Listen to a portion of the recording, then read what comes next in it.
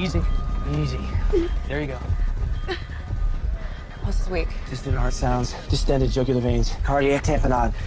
Too unstable to move, I need 18 gauge spinal needle with a 20cc syringe. You cut that drawer. Quickly, we're losing her. Ready.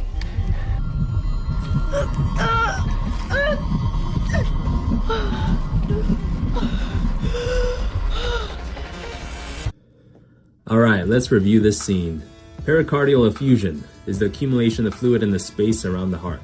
This fluid can build up slowly or rapidly, and that distinction matters. In chronic cases, the pericardium can stretch and accommodate more fluid, but in acute cases, even a small amount of fluid can rapidly increase pressure and compress the heart.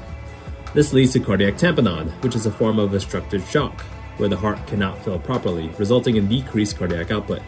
Now, early on, patients may be asymptomatic, but once tamponade develops, classic findings include hypotension, tachycardia, elevated jugular venous pressure, and pulsus paradoxus, which is a physical exam finding in which there is an exaggerated decrease, usually greater than 10 millimeters of mercury, in systolic blood pressure during inspiration.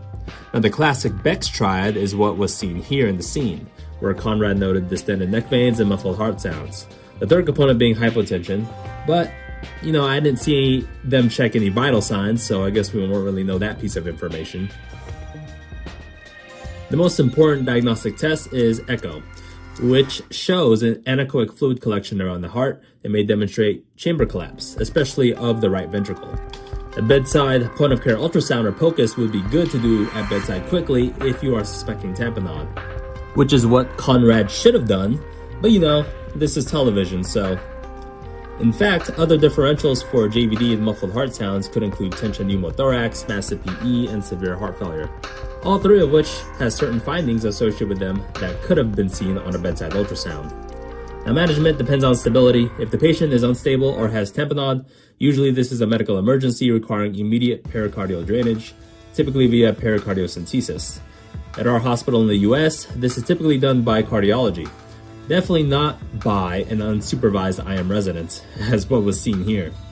Also, even by a cardiologist at the bedside, this is done with sterile technique and ultrasound guided.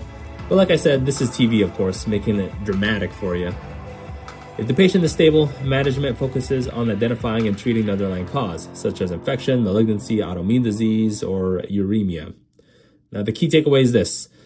It's not just the amount of fluid, it's how fast it accumulates that determines severity. Rapid accumulation can quickly lead to tamponade and hemodynamic collapse.